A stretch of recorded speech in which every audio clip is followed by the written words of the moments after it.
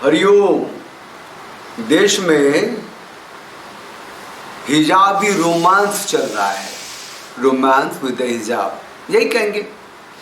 पूरा आर्टिकल है, सिर्फ बुर्का नहीं चाहिए, हिजाब नहीं चाहिए, शरिया चाहिए। एक्चुअली कुरान में लिखा है, हदीसें कहती हैं तुम अपने मजहब पे नहीं हो, तुम अपना धर्म फॉलो नहीं करते हो, तो क्या हम भी अपना धर्म मजहब फॉलो नहीं करें? ये बकलोली कर रही हैं वो लड़कियां जो हिजाब के लिए सड़कों पे उतरती रही हैं। ये भारत है, ऐसा करती रही हैं।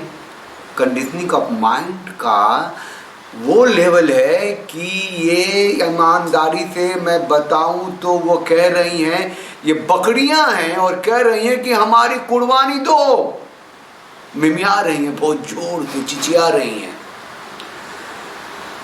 बुर्के वाली एक दिन भारत की प्रधानमंत्री बनेगी। ये फलिस्तीन जिंदाबाद कहने वाला ओवैसी कहता है। किस हद तक देखिए इन लोगों का नरेशन बिल्ड हो रहा है। बगल में बांग्लादेश की प्रधानमंत्री तो साड़ी में भी आई थी, देखा होगा आप सबने। बेनजीर भुट्टो जो प्रधानमंत्री रही इतने दिन पाकिस्तान का, कब उसको बुर्के में किसी ने देख लिया? देखिए ये लोग वहीं तक सीमित नहीं है। हमें हिजाब चाहिए और हमें हिजाब इज माय राइट चाहिए और ये वो लमाका डमाका जो इनकलाब होता रहा है, they are not limited to that extent only. उनका वो है कि उन्हें इसके बहाने शरिया चाहिए। इस पर आज बात करेंगे, डिटेल बात करेंगे, थोड़ा सा अंदर तक गहराई तक जाएंगे, कुछ एग्जाम्पल दिखाएंगे। आप लोग चैनल को लाइक शेयर सब्सक्राइब कीजिए, बेल आइकन को प्रेस कर दीजिए जिससे आपको नोटिफिकेशन मिलता रहेगा, और हो सके तो ज्वाइन बटन क्लिक करके चैनल की सदस्यता लीजिए जिससे चैनल थोड़ा सा मजबूत हो, कुछ लोग साथ हों सदस्यता के हिसाब से। और सदस्यता की जो थोड़ी बहुत शुल्क लगती है वो उसका एक हिस्सा यूट्यूब को जाता है, गूगल बाबा को जाता है। उन्हें लगता है कि चैनल उनके लिए भी काम कर रहा है तो चैनल थोड़ा सा सुरक्षित रहता है। ठीक है, तो मैं कह रहा था कि दुनिया के 16 देशों ने बैन कर दिया है ये हिजाब निकाब लमाका ढमाका। अभी तो ताजिकिस्तान एक अच्छा सा एग्जाम्पल है, बहुत मीडिया में चल रहा है। अरे भैया दुनिया में 200 के करीब देश हैं तो 16 ने बैन किया तो क्या किया? बाकी किसी ने फोर्स नहीं किया, मैंडेटरी नहीं किया, सिवा अफगानिस्तान के और कोई सीरिया उरिया की जगह होगी। ईरान, तो ईरान में तो अपने बालून काट करके हिजाब को जलाने का तो प्रोटेस्ट हो गए ढेर सारे, लड़की मार दी गई थी। लेकिन दुनिया के जो मुसलमान पुरुष हैं, मर्द हैं, रेडिकल्स हैं, वो कहते हैं यूके फॉर शरिया, जर्मनी फॉर शरिया। दुनिया के देशों में वो शरिया और शरिया का डिमांड कर रहे हैं, बहुत खुल के कर रहे हैं। कहते हैं कि man made laws we hate, अल्लाह का बनाया कानून चाहिए। Man made law democracy is cancer, कहते हैं ना खुल के। और जब वो ऐसी बात कहते हैं तो उनका सीधा सा मतलब होता है कि अल्लाह ने ये बनाई है धरती, ये आसमान, ये पूरा ब्रह्मांड अल्लाह ने बनाई है। तो धरती की बात करते हैं वो, यहाँ की आखिरी इंच जमीन तक जब तक मुसलमानों की नहीं होगी इस्लाम पूरा नहीं होगा। जब तक आखिरी आदमी तक मुसलमान नहीं होगा इस्लाम पूरा नहीं होगा। और अगर इस इस्लाम को कोई चाहता है कि अभी अरे भैया वो कह गया है इस्लाम की उम्र 1500 साल है और 1430-35 साल हो गए हैं तो अब ख़त्म होएगा 60-65 साल में, ये अपने जूते अपने सर पे मारने जैसी बात है। ये नैरेटिव, ये इस्लाम अगर ख़त्म होगा तो इस्लाम ख़त्म होने के तरीके भी तो हैं कि आखिरी इंची ज़मीन तक मुसलमानों को होगी, आखिरी आदमी तक मुसलमान होगा तब आखिरियत होगी और जन्नत मिलेगा, तुम कहाँ रहोगे? हैं ये 150 अरब के करीब जो ईसाई हैं कहाँ रहेंगे? जो बौद्ध हैं ये 100 करोड़ के ऊपर, जो 125 करोड़ के करीब जो पूरी दुनिया में हिंदू हैं, सनातनी हैं। तो मैं अभी उस पर आता हूँ कि जो रोमांस विद हिजाब चल रहा है ना, इस पे फोकस होना चाहिए। आखिर वो क्या मांग रही हैं? वो खुद के लिए क्या मांग रही हैं ये लोग, ये लड़कियां? Hijab is our right, our culture. हिजाब का एक्सटेंशन जो है सरिया है, और सरिया कानून में औरतों की क्या हालत है जरा मैं आपको बताना चाहता हूँ बहुत तरीके से। भारत में जो हिजाब के प्रति रोमांस है उसका सीधा सा कारण ये है कि यहाँ खलीफाए हिंद तीसरी बार प्रधानमंत्री बने भैया, और खलीफाए हिंद को एक सनातनी हिंदू हृदय सम्राट समझ के भारत की जनता ने गद्दी दे दी 2014 में। तो ये बहुत बड़ा भ्रम। इस हिजाब का एक्सटेंशन क्या होगा यह जानना बहुत जरूरी है। शरिया कानून चाहिए ना। देखिए, अफगानिस्तान के जेलों में जो स्त्रियां हैं वो सब के सब नैतिक कारणों से हैं। उनका अपराध जो है वो मोरल से अप्रोच हैं, वो चोरी चकारी हत्या बलात्कार जैसे अपराध नहीं है। ये सुहेला नाम की एक लड़की है, ये अफगानी जेल में है क्योंकि वो उस आदमी की बेगम नहीं बनना चाहती थी जिसकी 2 बीवियां पहले से थीं।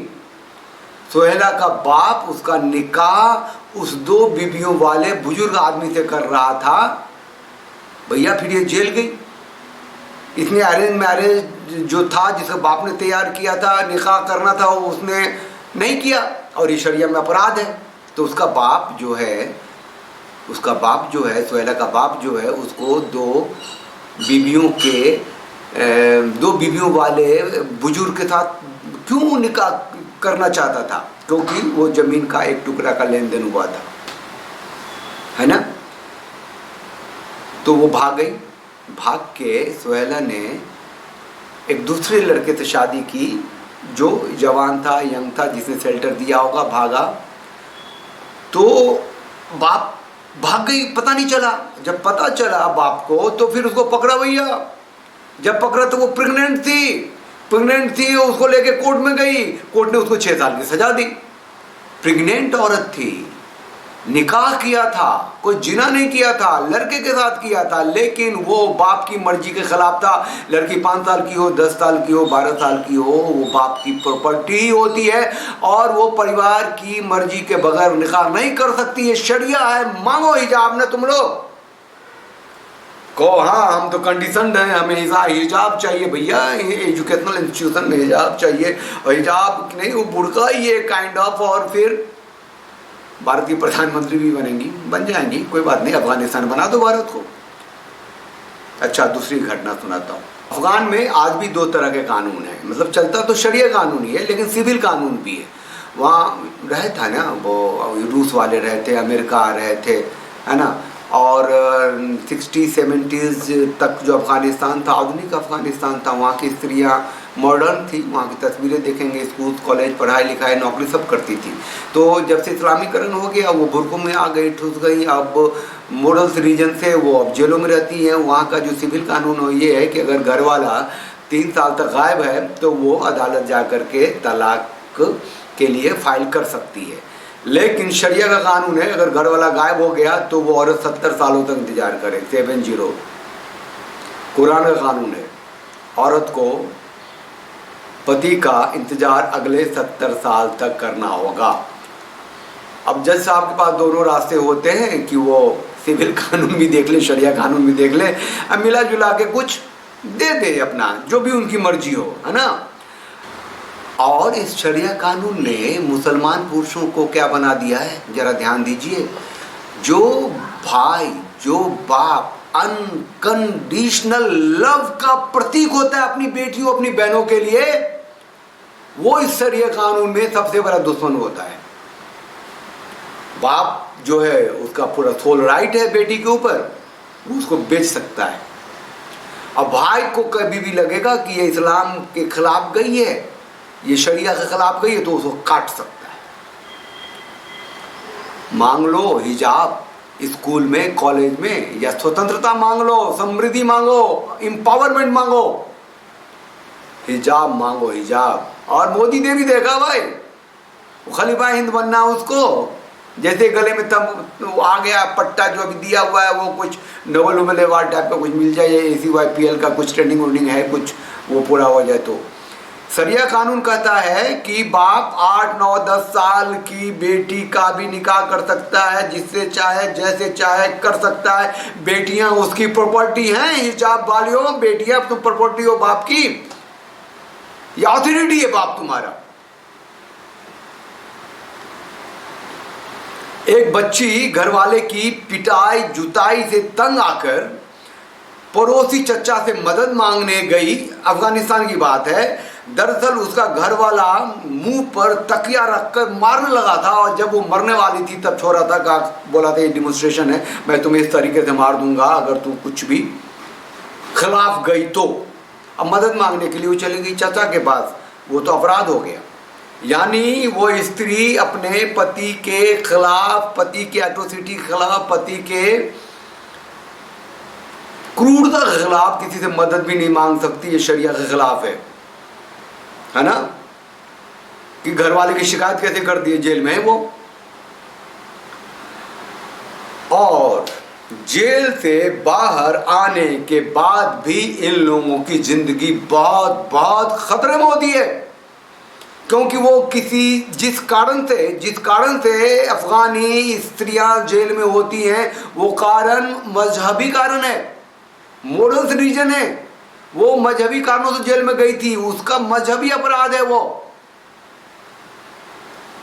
अपनी मर्जी से शादी की बात सोचना, पति की बात नहीं मानना, बाप के निर्णय के खिलाफ जाना, पति गायब हो गया 10 सालों तक, फिर किसी और से निकाह कर लेना, वो फिर आ गया तो बोला भैया कैसे कर लिया। और इन सब चीजों में वो आराम से रास्ता निकाल लेते हैं प्री मैरिटल सेक्स का या एडल्टरी का। बस उसको सूंघना चाहिए कि ऐसा कर सकती थी, ऐसा इसने कोशिश की थी, पत्थर मार के उसको खत्म करो। हिजाब शुरुआत है इन सब चीजों की। अगर कोई मुसलमान स्त्रियां, लड़कियां जो पढ़ रही हैं और इस फंडे में आ रही हैं और मांग रही हैं कि अल्लाह अकबर मुझे हिजाब चाहिए, हिजाब इज माय राइट, तो एवरीथिंग इज योर राइट। जी हाँ, पिता को पूरा अधिकार है तुम्हें खरीदने का, बेचने का, जहां मर्जी हो निकाह करने का। जेल में है से भैया, वो तो अफगानिस्तान है, भारत तो है नहीं। भारत तो डेमोक्रेटिक देश है, ये संविधान से चलता है।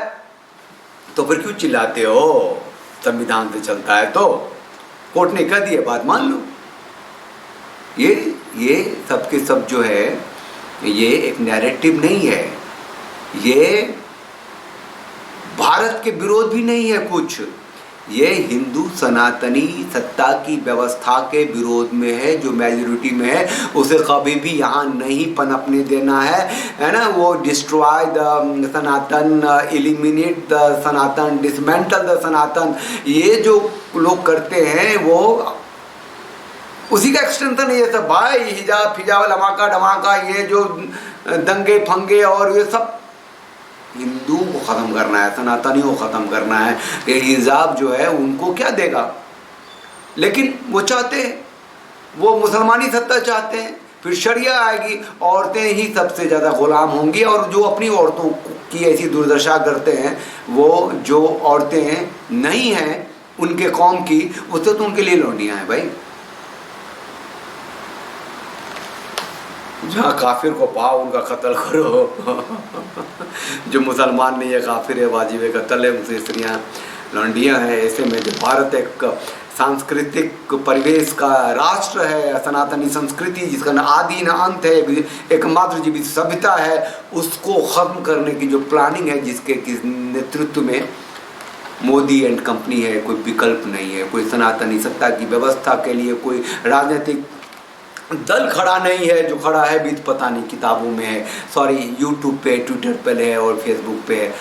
देखिए, सुनिए, समझिए, अपने आगे पीछे दाएं बाएं झांकिए, संगठित होइए, एकत्रित होइए, अपनी संस्कृति में जिंदा रहने की कोशिश कीजिए और जहाँ भी हो सके अपनी आवाज़ लगाइए, अपनी आवाज़ मिलाइए। जो खड़ा है, हिंदू है, सनातनी है, सनातनी संस्कृति की आवाज़, तो उसमें अपनी आवाज़ मिलाइए। आप चैनल को लाइक शेयर सब्सक्राइब कीजिए, जिस चैनल को समृद्ध कीजिए, मजबूत कीजिए। जय सिया राम, हरि ओम। ज्ञानांजनशलाकया येन तस्मै श्री गुरवे